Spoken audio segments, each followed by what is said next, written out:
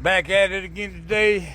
Air compressor on a volvo D13. Man, won't build air pressure past 55, 60 psi. Fucking pain in the ass.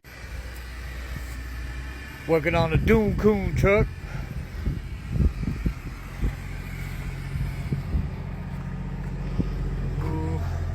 Way the fuck back up in there.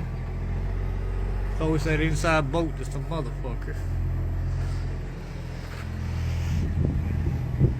Can't keep a good nigga down. Fuck what you talking about. Shit, I was told fucking 2 weeks ago I wasn't nothing without somebody. Me a huevo culero.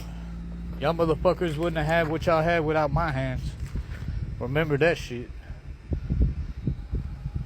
Cause you sure as hell couldn't turn a fucking wrench, save your fucking life.